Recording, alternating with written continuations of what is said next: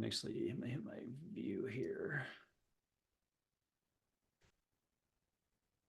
Hey everybody, it's Dan Morey with Staffing Monthly, and I actually have a special guest to discuss something, and this is sort of an off-topic video that we're creating, and hopefully it's the first of many, but you all have probably seen Kim Henderson around LinkedIn. She posts amazing content. She was one of our most highly rated speakers at the last Sales Summit, and she's somebody that just has a tremendous wealth of experience and amazing insights about the staffing industry. And we were recently chatting about Staffing Hub's 2024 State of Staffing report that came out a little bit earlier this year.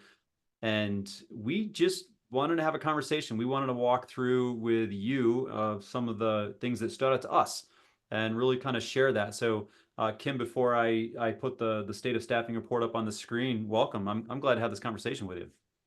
Dan, this is great. I'm thrilled to be here. I think the State of the Staffing report that was put together by Staffing Hub had an incredible amount of information in it. But with that, I think it really showed a lot of opportunities that staffing companies can capitalize on at the end of 2024 as we move into 25. So a lot of key data points there that that could be looked at as challenges, but on the other side, opportunities to capitalize on. I love that. And I've always looked at this report for that exact reason, to say, hey, you know, what is the market doing? And I think Staffing Hub is year over year has stepped up their game. So I'm gonna bring this up on the screen here, and then we can actually walk through it so our people can see it. Great, let's do it. Awesome. So right here, if you've not seen this yet, this is just the home screen, so you can see who's involved with putting this together. But it's from Staffing Hub, which is like SIA. They're one of the industry's kind of thought leaders. They do an amazing job of aggregating insights and data around the industry and sharing it with staffing professionals. They also have the Staffing Show podcast, which is one of my favorites. I think David Fowle does a great job. And this particular report was sponsored by Aviante. I think you just saw my prompt, my AI prompt. AI is taking over everything, but Aviante, one of the market leading ATSs, as you've probably seen this report. Clear Edge Marketing, actually just Clear Edge now, they did drop the marketing from their name earlier this year. Clearly Rated, Staffing Referrals, and the Tech Alliance Group. They're the ones that partner with Staffing Hub to bring this out. So I think it's great. I love that actually they care enough about aggregating this information and sharing it. So I'm grateful to that. But Kim, one thing I just want to jump off. There's one thing I wanted to actually cover in this, just to kind of set the table for what we're talking about. And the first category here was revenue growth. I don't know if this one popped out to you, but this is like the high level of stuff, because I feel like, do you remember a few years ago when the memes were going around the internet of like the how it started and how it's going? Do you remember those? Right, definitely. So I feel like this slide for me was a little bit of that. It was like, hey, you know, this slide right here was like revenue growth. The pink or magenta color, I guess, is really what these agencies actually grew or not grew, you know, maybe contracted in 23, and how they were feeling about 2024. So I thought this was super interesting that you actually see this, that the companies that, you know, once they were growing, they were still bullish, but if they were contracting, they weren't bullish at all. So I think they were taking the temperature on their own experience. And the only thing I want to point out on this is I'm going to be paying close attention to this when this report comes out next year, to see if these bars actually align, to see if these same categories of people actually grew to the level that they thought they would. But how did you feel about revenue growth and people's optimism coming into this year? When I talk to various staffing companies, Dan, it almost reflects this slide perfectly. There's a whole group of them that are, for lack of a better word, a bit negative, on it. Gosh, we're struggling. We can't find business. We can't, convert the jobs into closes once we receive them. And then there's that other side where people are basically like, hey, we're humming along. We're doing okay. We're doing the mechanics. We're executing on our jobs, doing all the basics, and we're actually making placements, and we're doing it, through aggressive sales and aggressively finding the candidates. So to your point, it's almost in a way a self-fulfilling prophecy, right? If they're having some success and they feel like they're going to continue to have success, and they keep doubling down on doing those essentials and basics and work that we know it takes to be successful and make placements, then they're going to continue to typically have a bullish mentality for 2024 and into 2025. Conversely, as you noted, the companies that I talk to that feel like it is just an uphill battle, it continues to be an uphill battle for them, right? And I think a lot of that is, you and I both know there's business out there. We just have to find it, and we just have to go and execute on all the pieces of it to locate it. It's not like 2022 anymore. We have to find it, and then we have to capitalize every single step. So if they're not doing that and they're not having success, then, in all candor, it's probably going to continue that way for a while until they change something about their model or change something about how they're executing, if that makes sense. So I agree with that. I think that mindset and kind of how you approach the market does play into this. And if you think things are shrinking, you're probably going to go into defensive mode. So I think that you're onto something there. And if you're like, hey, we can grow, you're probably more open-minded to finding out ways to grow. I remember a conference I went to years ago. This guy, with a keynote speaker, said this phrase that has always stuck with me: what the thinker thinks, the prover proves. So if you think something is going to happen and you think it enough, then your being or your performance will prove it out. So I think that you're right there. Yeah, it's like the Henry Ford quote, whether you think you can or you think you can't, you're right. Right. It's kind of along those lines. Yes. One thing I noticed too, Dan, along the revenues area is it looked like the healthcare companies seem to have the greatest growth, and while IT seemed to have the greatest contraction. And if you look at it, that almost falls directly in line with what we've been seeing on all the labor reports that come out monthly, right? Historically, they've been showing low unemployment. And then, you and I are maybe scratching our head going, gosh, well, we know so many people that have been displaced, and we know so many companies out there are struggling. But if you peel it back, what's been the hiring that's been happening the past year and a half has been, number one, Bureau of Labor Statistics, healthcare has been number one industry hiring. And then the second biggest group hiring has been government, right? Yeah. Federal government's always hiring. And that came through in the jobs numbers that happen on a monthly basis. So the healthcare side definitely matched that.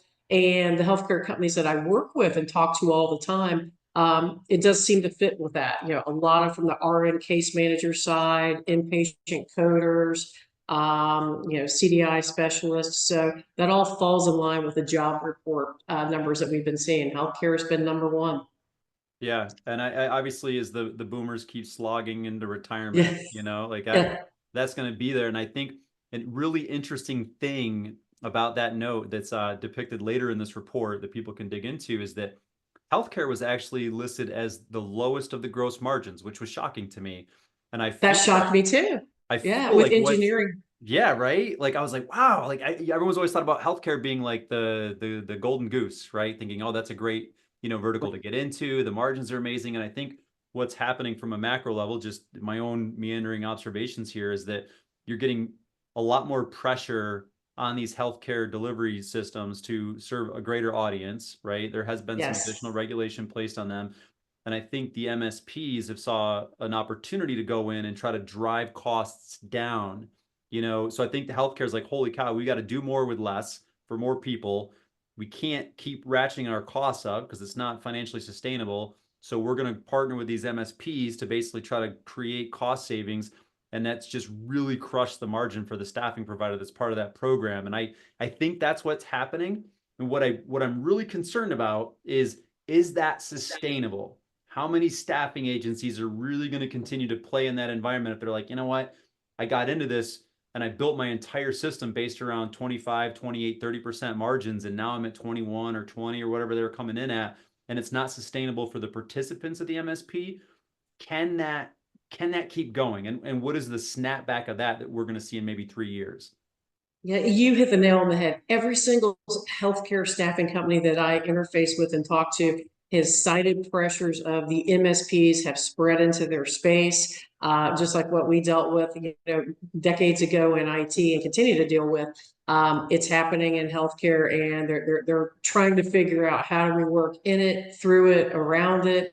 How do we still, get that business, that higher margin business that doesn't run through an MSP? So I think that there may be they're not used to necessarily navigating through it to the degree that IT and finance and accounting and engineering have had to, and an industrial side have had to learn to do over the past couple of decades. So kind of remains to be seen, how they're going to be able to diversify their business and kind of have those keep the lights on customers going through the MSP, but augment that with your higher margin customers that don't go through the MSP. So not sure how they're going to quite do that, and that's what they're working on today. And then Dan, one step further, I noticed that IT seemed to have the biggest contraction Yeah. with healthcare, biggest growth, IT biggest contraction.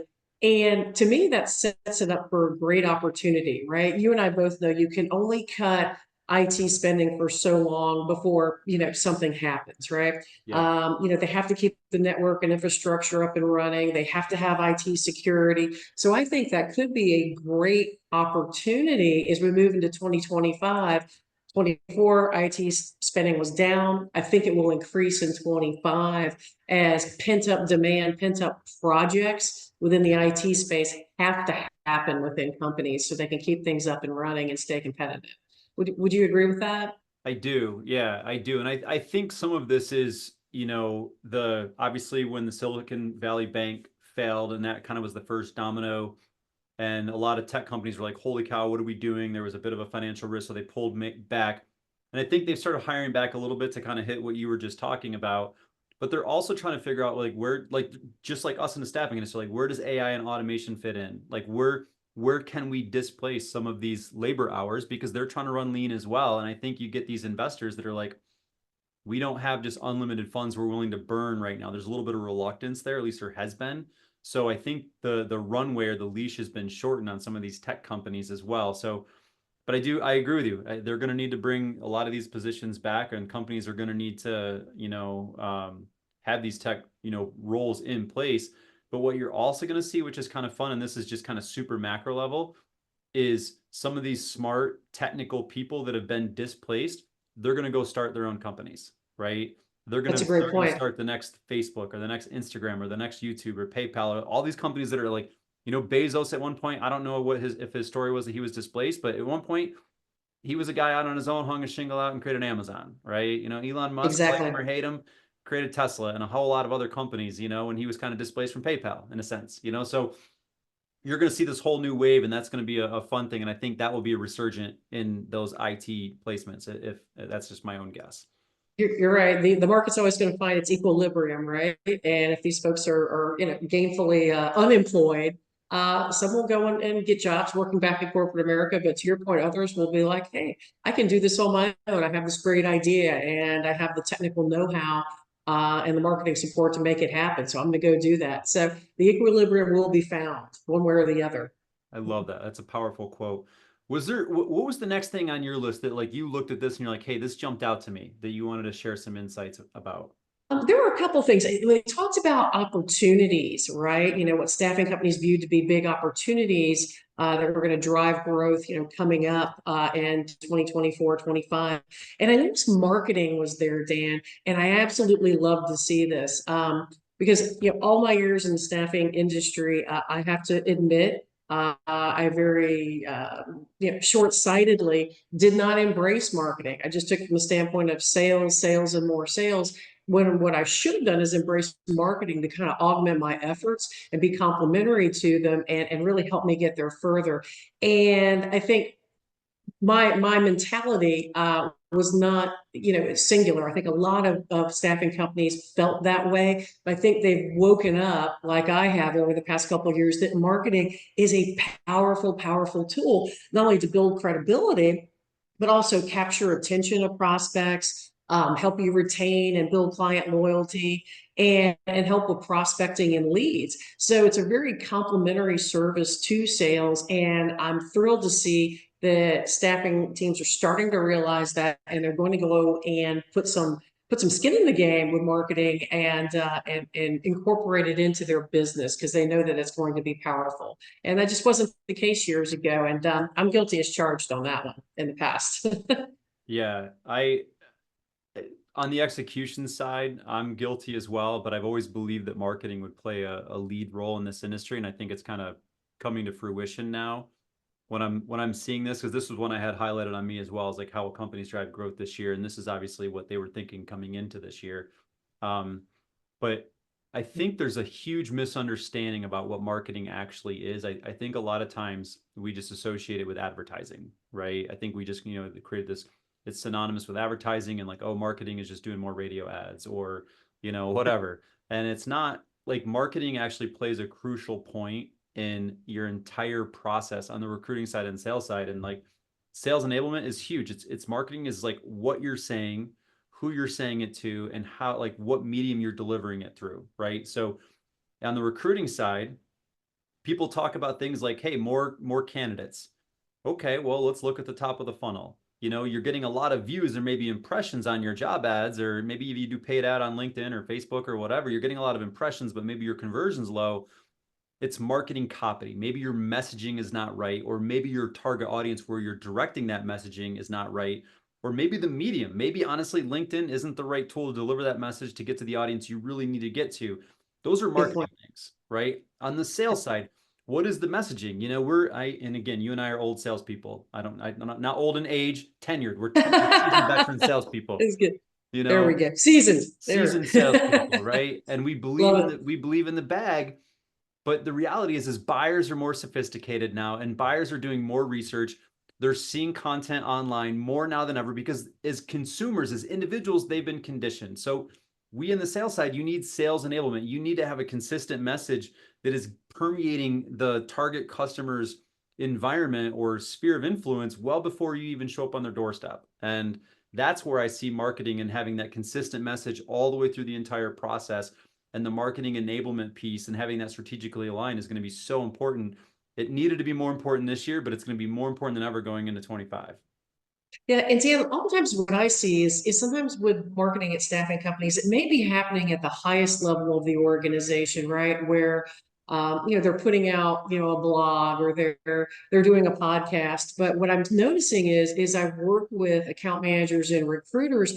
It's not getting down to that level, right? Everybody's in marketing and sales, if we think about it. Yeah. And you'll have people, and I'll even call it, in their, Generation Z, right? That they're not out there leveraging LinkedIn and taking their company's marketing information and putting it on LinkedIn and summarizing articles or doing posts and following people, following prospects and commenting on all those things that can go and build awareness of them and set themselves apart as a thought leader to their prospects and clients. Many of them aren't doing it. So sometimes there's like this drop off, right? It's happening at the corporate level and happening maybe at the managerial level through marketing, but it's not funneling down to account managers, sales folks, recruiters, where they could be establishing themselves as thought leaders using all this information that their company produces, right? And it's free. Yeah. They're just not using it and capitalizing on it and putting it out there. And that's a huge opportunity that they're missing. And I try to always impart that on AMs and recruiters when I talk to them in a training session is, hey, use this information. Your company's creating it. It's free. It's there. They've already done the heavy lift and written it for you. So go utilize it. Get yourself out there as a thought leader. It's going to attract, push and pull marketing, right? It's Yeah. going to attract people to you so much more than just, as we know, beating the phone every single day, right? So big disconnect between different levels utilizing marketing as a tool, I think, my observation. I agree with you there. And the last thing I'll say on that before we move on is I think the future of marketing blueprint or playbook or whatever you want to call it, strategic plan as it relates to the agency, is I think that we're going to need to really follow the blueprint of influencer marketers, and how they actually build their audience, how they craft their messaging, how they engage with their audience. And I feel like there's going to need to be alignment between the corporation, kind of the umbrella organization, and then also individual producers, kind of like you said, let's use the same collateral, but maybe deploy it a little bit differently based on our specific target audience, Great point. and I think that the influencer marketing blueprint is going to take hold. You see, I was chatting with David Cerns from Haley Marketing about that the other day, and he sees it similarly. And also the staffing shark, like that's really his playbook, and that's what he uses when he works with companies to drive sales. Is like that. He's all over. He's so visible and present that people just know who he is, and that it works, you know, because we're It conditioned in our personal does. lives. So Yeah, no, you're right. It does. Because I think if you went to anyone in our industry and said, "Hey, have you heard of the staffing shark?" The vast majority of folks in our industry would say, "Yes, I know who he is." And that's all come about, like you said, based on how he's positioned himself in the market and marketing. And of course, being good at what he does. yeah, absolutely. Absolutely. Kind of on the flip side of what are the areas that are going to drive growth? This was the biggest challenges was something that stood out for me because now again, this was populated back in February. People were responding to the survey back in February. They're trying to forecast what it was. And these were the biggest challenges. The top three, client acquisition and sales. And a quarter of the participants said that's going to be our biggest challenge. Right. Economic challenges was there. And then talent acquisition dropped third to the list, which I have to go back and look at last year's report, but I feel like that was number one in the last year. So, do you think this is held true? Do you think if you were to ask these same people how they feel their biggest challenges have been, do you think they would still rank it client acquisition, sales, economic challenges, and talent acquisition, or do you think it would be different now? Client acquisition and sales still number one. Every staffing company I talk to on a daily basis, that's been the biggest challenge, and it continues to be the biggest challenge. And one thing I try to impart on them is, okay, that's great. We understand that getting clients is hard, and we have to do that. We have to fill the pipeline. But are you ignoring a very important part, which is account penetration and cross sell, right? So I think we, by and large, in this industry, do a pretty decent job of getting customers, but we do a poor job of expanding and penetrating them. We compare ourselves to ourselves. We make 5 placements a year at a company, think we're doing a great job, and then we find our competition is making 45 placements a year, right? Big Yeah. eye opener. So I think there's a huge opportunity to look at our existing base for any staffing company and go, okay, be honest with yourself. Are we cross-selling multiple specialty functional areas in there if we have that ability? Are we penetrating every department? Are we just working in application development in IT when we could be doing IT and infrastructure, database administration, or the PMO? Are we really penetrating and charting out that organization? And then finally, I find a lot of customers, a lot of clients within the staffing industry today are really stuck in for lack of a better word, I call it the perm placement sugar high, right? They're doing a lot of perm placement, direct hire, and they're not getting into the contract side. And, Yes. I really want to coach folks on it's much easier than you think. It's really just asking the questions, knowing what to look for, and then quickly being able to craft a solution for them, right? So I think that there's a huge opportunity there to expand the base, right? Through doing contract in addition to direct hire placement, but also the cross sell and just penetrating and going department by department and location by location.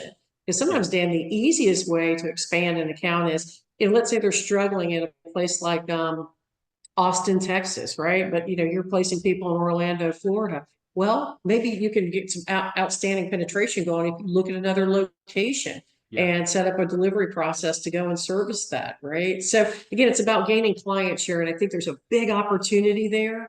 In addition to number one on that list, new client acquisition, and sometimes we forget about client share and expansion of existing. Yeah, I agree. And I think that's a great actionable item that people watching this can take is like, look at your account growth plans, look at your account management plans, and set some individual targets for what you'd like to grow these. And when I look at slow job order volume as being a quote from one of the responses, like this is, I get it. Some companies are slow. Some companies have stopped hiring. It is true, but there's other areas you can penetrate. But here's something that most agencies are probably not doing. It's the would you like fries with that moment that really catapulted McDonald's, right? Every time you talk to your clients, ask them, are there any orders I can help you with? Are there any other positions that you're hiring for that you'd like my assistance with? Like if you just started asking more often, you're going to get Right. more orders, right? And you still might get Exactly. some no's. And here's what I've realized when things were really good and like over the last few years and especially the COVID high, we didn't have to ask for the orders as much. Like the clients would just call us and we got used to that. And now it's like, now we just got to start asking for it. And I remember one of my first clients, this lesson that I learned, and I didn't even know what I was doing was the right thing to do, but it was actually a landscaping client. And we wanted to payroll all their business. And I was trying to take them away from another agency. And I was just trying to meet with the guy. And I went to his office twice at like 9 a.m. Like I got to my office, got all my stuff planned, and then went out at 9 a.m. Guess who's not at a landscaping office at 9 o'clock in the morning? The owner. They're out working. So I realized I got to get there really early to go talk to just to catch the guy. So like for me, I just showed up at 6 o'clock and I showed up with donuts and breakfast pizza, which apparently breakfast pizza is just a Northeast thing. And I showed up at 6 o'clock and all the guys were there, the crews were there, the owner was there. And I'm like, hey, I just been trying to catch you and get a minute of your time. And he's like, this has never happened. He's like, I've never had somebody show up this early and take, feed my guys and whatnot. And we got the meeting, we got the business, and he was a great customer for so long. But he said this thing to me. He was like, the hungry dog eats. And right now, when client acquisition and sales is the biggest challenge and we're starving, we got to feel hungry and we got to go eat. We've got to basically go ask for the business. And something that's simple and free that any agency can do is just, would you like fries with that? Just ask, are there any other orders I can help you with every time you talk to your clients, and you will get more orders. So that's Yes, something that's yes. super simple to do, and anyone can do that starting today. Yeah, yeah. What other teams are hiring? Who else is hiring? Who else needs help right now? What other locations need assistance? You're right. It's like it's just usually, like you said, positioning the question, and you'll get so much more. I mean, they're not going to tell you if you don't ask. That's the unfortunate thing, right? We have to go and ask. Then also ask for the introduction, Yeah. right? Um, you know, I worked with someone who was a master at that, and I learned from her. Always go and ask for that introduction. Could you introduce me, right? And if they can't physically walk you over to that person, if they happen to not be on site, write the email for them, right? Would you be okay sending an email introducing me? And I'm going to actually write it for you. I'll forward it to you. You can change it as you like, and then forward it over. That way we control the timeline and the fact that it actually gets done. And 9 times out of 10, they're going to be okay doing that. So again, asking for that intro, not being shy about that. I look at it this way: questions are free, and the worst thing that you'll hear is a no, right? And we Yeah. pick up and move on. But I think 9 times out of 10, they're going to be willing to make that introduction for us, assuming we've done a good job for them so far. I definitely agree with that. And one thing I want to call out on this slide, because it's going to be a bit of an Easter egg for or a seed for the last one I wanted to cover, is this turnover. So remember this if you're listening to us right now. Remember turnover, because I'm going to mention this again as one of the biggest challenges, and I'm going to try to explain why I think it's a challenge with some of the data that's in this report that's from the industry. So, but what's something else that caught your eye, Kim? What's something else in this report that you're like, wow, this is a metric that I didn't expect, or something that I think we need to be Yeah. talking about with the industry? Yeah, it wasn't on that slide in particular, but it was mentioned, opportunities that staffing companies felt that they had moving forward into 2025. And one of those was niche specialization. Yeah, And I'm 100% on board with this, right? I feel like in staffing, if we try to be that generalist and try to be all things to all people, jack of all trades, we typically are really master of none, right? yeah, And I'm not saying that we, double down and ignore all the other areas of our business, but find something that you know that you're good at, right? Let's say it's, you've started to sell into the government space and you understand state and local government. Double down on that. Make yourself an expert. Become a student of an industry.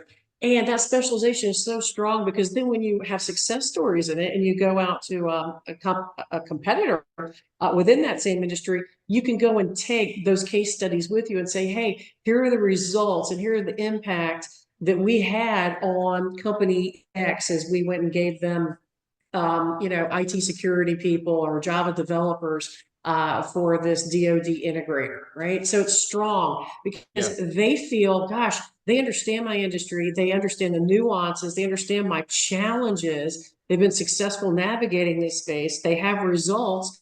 And oh, wow, I don't have to train them on my industry and explain to them all the issues that I'm having. They get it already because they're currently doing it. So what I'd say is whatever it is where you feel like, look at your client base currently, right? Where are you doing most of your business? What industry is it? Double down on that, get a little more educated, start to get a few more case studies, wins, and results. That way you can go to others within the same industry and tout that. And it's strong. I know a staffing company that started 100% doing telecommunications, right? They'd yeah, work for telecom companies and do kind of these obscure things like RF engineers. And they just became such an expert in this particular space that they started to go and expand that. and do other things within telecom. And then ultimately, they expanded out within these large telecommunications companies to do all IT. So it was a great stepping stone for them. But that's why I'd Yeah. say niche specialization is strong. They don't have to train you in their business. They feel comfortable, confident that you're going to be capable and you're going to deliver for them. I love that, and I know examples of that as well, and I can pinpoint as to a couple reasons why this is such a powerful way to grow your business. Our good friend Diane Prince, I mean, when she picked Yes, this industry to get into, she said, "I'm going to be an agency that provides title clerks," right? I think that's what she was doing. that's Um, right. and she had a little bit of experience, backstory in that, but that's what she knew, and that's all she focused on.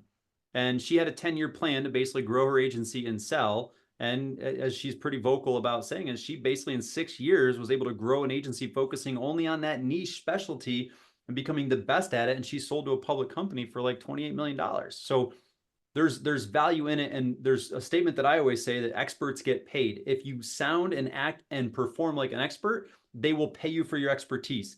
If you act like a generalist, they'll pay you like a generalist, you know? And but I think the reason why niche specialization is so powerful right now is we're in a trust recession, right? Like our clients are out there and they've been let down by so many poor performers that they don't know who to believe. And everybody sort of sounds the same. So if they have to pick, if the tiebreaker is between like maybe a general agency that does what they do or a niche specialist that focuses exclusively on what they do, they're going to take their chances with that company, you know, because we're in a trust recession. So they're like, you know what, I have a better chance of trusting them because that's all they do, and it helps get over that piece of it. So if you're running into customers that are like, we're not really hiring right now, or maybe we're happy with our current vendor, or you know that there's a struggle there, but they're not really willing to give you the time of day, it's probably because they don't trust that you're going to outperform or even meet their expectations that they're looking for. So that's why I think niche specialization is really a powerful thing, and it's gonna and it doesn't have to be just in a business vertical. It doesn't have to be like, hey, we're doing only truckers or only IT people. It Right. can actually be a business delivery. You can say, hey, I only work with MSPs. You know, I only work through a VMS system. I don't do outside of that. And I'm really good. I've mastered this process of screening talent, getting it onto jobs really quickly, getting it to the hiring manager. It can be a process specialization within a specific, you know, business delivery way too. So you can specialize in a lot of different ways, but be the expert because experts get paid, right? Exactly. And to answer your point, when we're generalists, what happens? We become commoditized, Yeah. right? To basically what you're saying, and then that's just a race to the bottom. It ends up just being a knife fight, you know, based on pricing, and nobody wins at that because it's commoditized. To your point, if you are a specialist, you are a student of their industry, you're educating them, you become that expert, and therefore you can command a higher bill rate because you know they need you, they need your Yeah. expertise, you know what you're talking about, and you're going to deliver. So yeah, we don't want the race to the bottom commoditized mindset anymore. So I love how they have that in there, niche Yeah. specialization.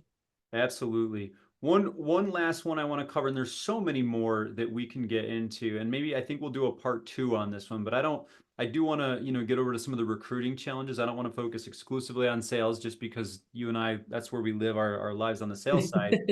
But you can't grow revenue or stack revenue if you're turning your people over, right? You just can't, right? So I really want to talk about some of the recruiting challenges and look at some of the dots that I'm seeing from this data set from, I think, 260 some people completed this. That's a lot of agencies. So this is a good data set to say what's going on. And you can't grow your revenue if you're literally like placing 3 people and losing 2, right? Or placing 2 people and losing 3, right? Which is a lot of that's gone on. I think a lot of the revenue contraction is because of turnover. Like you cannot fill the roles fast enough. So I want to, that's that word turnover. And I want to connect a couple dots. One, recruiting challenges was pretty big, even though it was like third on the list. It's ties to revenue. You look at this, you know, the challenging are these things: getting candidates to respond, finding qualified candidates, getting candidates to show up, filling job orders. These are all right here. Reactivating dormant talent, redeployment. Right. These are all like the different strategies and workflows. I will tell you the thing, I just heard this use case of a company, and this is not a promotion. I am not affiliated with this company. I'm just telling you the use case that a company is using the tool Glide for, which is top of funnel management. It was an interesting use case. This guy picked Glide, and I like the concept of Glide. I like what they're doing, but I honestly like it. I liked it for a different reason than this right here. But I was talking with the CEO of a company, and they are probably 350, 400 million in revenue, so they're pretty big. Um, he rolled out Glide, and he goes, the number one benefit I get from it is it filters out the non-responsive candidates. He goes, because you're Great. engaging, and if they don't engage with the chatbot, they're not likely going to engage with your recruiters. The ones that do engage with the chatbot are likely to engage with the recruiters. And when you serve those ones up, your recruiters don't have to waste time chasing candidates that are never going to respond. And he goes, he's like, I realized that my recruiters were wasting time chasing after these candidates that weren't going to respond. And the downstream effect of that was not filling job orders because they were spending their time on the wrong candidates. He goes, so this, we filter it down. He goes, and that way my recruiters can be the quality control. They can be the ones. So what's happening is they're actually picking candidates that are better qualified, which addresses number two, getting the candidates to show up because they're spending more time to build that relationship with them, to invest in that kind of emotional equity with these candidates, and they're vetting them out. So it's filling that. So literally the top four biggest challenges can be solved. This guy was doing it, and I heard about this use case prior to seeing these results and was like, wow, this guy was a trendsetter here. So if you manage that top of funnel with a level of automation, whether you do it with a tool like Glide or some other competitor, that's a way to actually maybe hit these top four.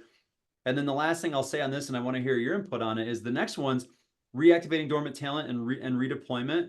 Like those are two sides of the same coin, right? Like we as an organization or as an industry do a terrible job of managing our database. We will pay lots of money onto job boards to get talent into the database, but then we don't build strong relationships or strong engagement with that database. So it's no reason that they go dormant because they don't know who we are. And we've not given them a reason to stay engaged with us.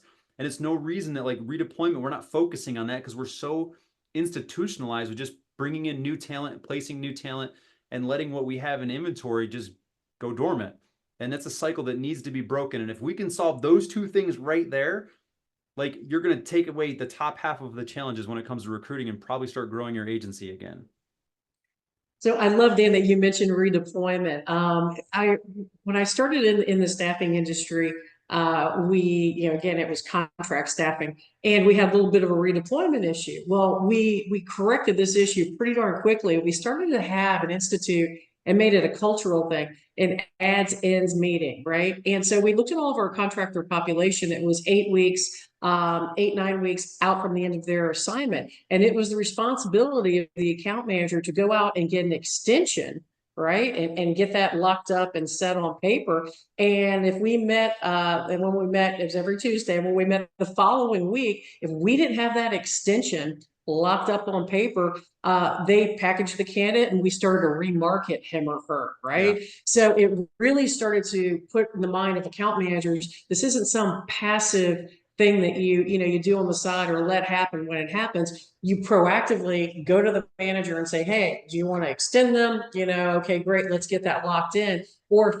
we don't have that extension, we're going to actively remarket this known entity that works for us because we know they're a great worker. We're going to put them on another assignment. So again, it started to change culturally how we looked at redeployment, and it really increased our redeployment percentages. And for folks that didn't get extended on assignment, we were able to go and find them a new home. So again, I think it's it's what you allow, right? If you're going to allow this to happen and be reactive at it, then it's never going to be a priority. But if you go and make this a priority as a staffing company and weekly go through those redeployments, and shore them up or find them a new home, it'll start to happen with a greater success rate.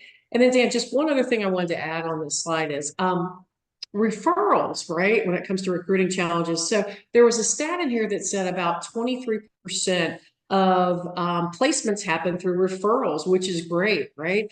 I think that there's a huge opportunity maybe to even increase this number, because if you looked, 81% had a referral program, but only 20% or so of these staffing companies actually had an automated referral management system in place, like staffing referrals. So I think that that's a huge opportunity there. We know referrals are strong to go and drive our business, and everyone has a referral program, but so few people had actually automated it to be able to capitalize on it and capture more. The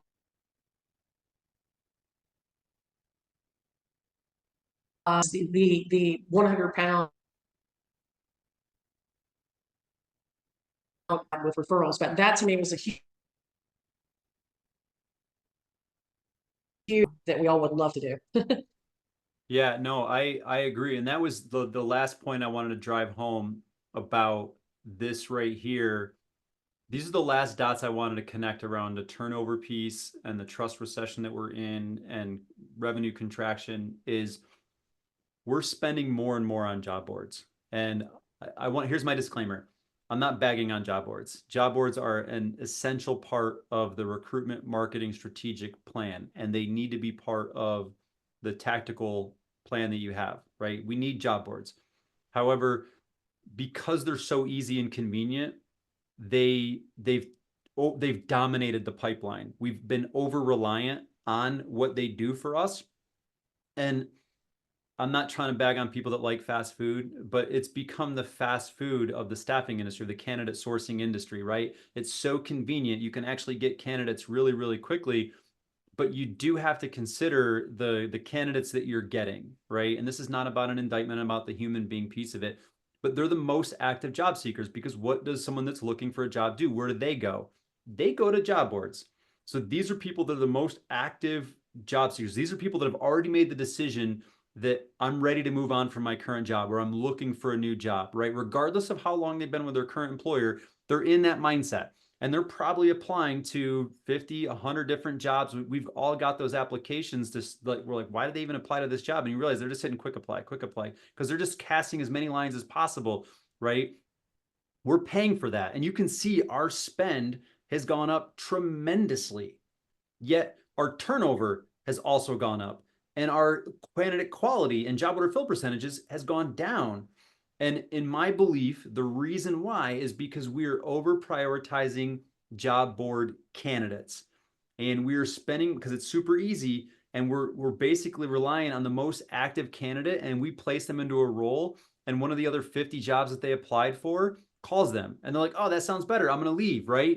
And it could be for a permanent company. So you're competing with all the other agencies, you're competing with permanent headcount employers when you're doing this. And just because you place someone from a job board on an assignment doesn't mean their resume leaves that job board. They're still getting calls, right? Because there's a talent shortage. So I'm looking at this, I'm seeing our spend going up, our overall net margins being compressed in this industry because we're paying more to get the candidate into the door and into there, and then they're turning over faster. Assignments are shortening. And this is complicating the matter. To your point, there's other ways to get talent. Referrals is an amazing way to do it. If you go to any company and you ask most people, how did you get this job? Word of mouth, referral. That's, you're going to hear that a lot more than you would realize. And it's some of the more tenured top producing people. Inherently, we realize that referrals are a better quality placement, typically speaking, right? Not to say that you can't find good candidates on a job board, you can. But most likely, if you're intentional about referring somebody into a role, there's more thought. Like they have to go through the process, say, yes, this is the job that I want, right? And there's some emotional, I guess, investment there because someone's actually saying, I refer this person to you. And if the person that actually is being referred, they don't want to let the person that's referring them down, right? So there's a lot of psychological factors that go into making them a better quality candidate. I think the challenge is you're never going to match the volume that the job boards give you.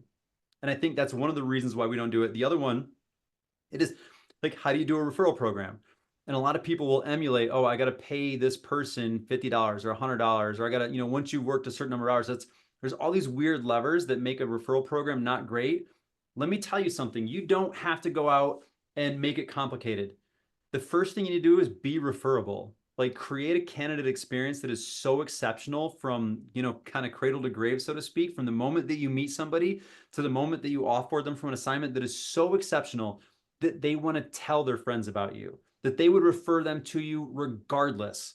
If you focus on the candidate experience and just being referable, that is the foundation for any great referral program. So there's other ways to focus on this, but I'll tell you what, my one of my big takeaways on this is we're spending too much on job boards and we're not getting the results from it. And we need to start looking at some of the other ways that we're getting talent, which I think you started to allude to. I don't remember the slide in here. It's in here that will tell you all the different ways, and start weighting it properly in your candidate sourcing makeup is my final takeaway, basically. Yeah, and to answer your point, we're trying to be after that passive candidate, right? Not that active one that's on 5 different job boards that we're going to have a hard time delivering to a job when we get down to it. But we talked about referrals being strong, but also too, some companies I know that are doing a great job of candidate attraction. We're getting heavily involved in the trade shows and the conferences that are specific, right? So for the healthcare industry, attending events like AHIMA, and all the others where they can go and put themselves in front of candidates that have that skill set.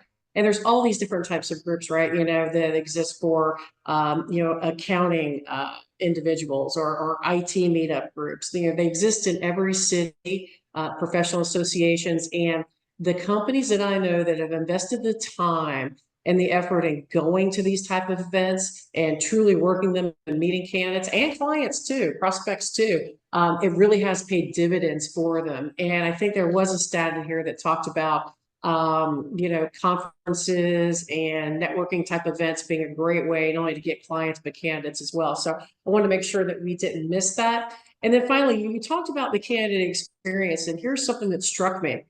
35% of staffing companies today were using a mobile app for their candidates. To me, that's a huge opportunity there to up the candidate experience, is by looking into those apps to where, it makes it more seamless for the candidate to be able to put their hours in, get the answers to what they need. So some are using those mobile apps for candidates very successfully, and a lot of companies aren't. So that could be a good opportunity right there to differentiate yourself for candidate attraction purposes.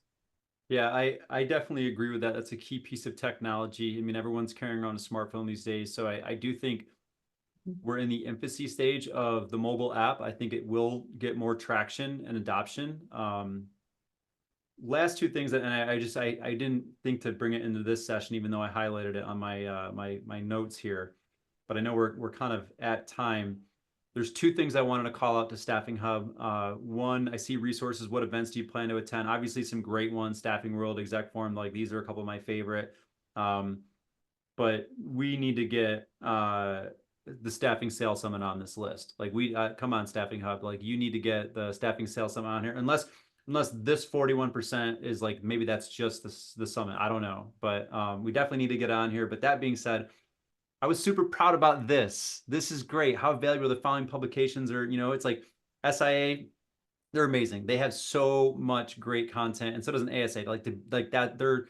These are the gold standards. Same thing with Staffing Hub. So the fact that like these are the 3 gold standards out there with the content that they aggregate, but to look at Staffing Monthly to be right there, kind of like Right. that next tier, the top of that next tier, like right below Staffing Hub and ASA and SIA, like that's amazing. And honestly, to be right kind of moving up the list over some amazing shows that I listened to, I was super proud about this. I love what we're doing with Staffing Monthly, and I'm glad that the audience is Great. kind of validating that. So, Dan, you're doing a tremendous job with it. You handle a lot and talk about a lot of different topics, and have a lot of varying talent on there to kind of go and tackle each of the topics. So it educates and it informs on a wide variety. I appreciate you saying that. And I think this is a good spot. There's so much more in here. Maybe we'll do a part 2, Kim, if we get enough people saying, hey, let's see a part 2 and getting your insights on this. But I do, again, wanted to do one last shout out to Staffing Hub for leading this, and Chris DeGarver over there, like really putting this together. Like this takes a lot of effort to track down 258 staffing professionals and 80 individual recruiters to get all of this data in and get them to respond and to aggregate the data and create these insights and trends for the rest of the industry to take a look at things and see what's going on. I'm just grateful for that. I think it's amazing what they do. And so I want to give some, kind of, I guess, give them flowers for putting this together. And Kim, I want to say thank you for just taking the time out to discuss it today. This was a lot of fun. I think we should do a part 2. Yeah, absolutely, Dan. This was tremendous. There's a lot of opportunity here that I think that we can harness for 2025. And again, I thank Staffing Hub as well. Awesome. With that, my friend, I guess I will see The you on industry. part 2. You got it. Take care, Dan. Thank you.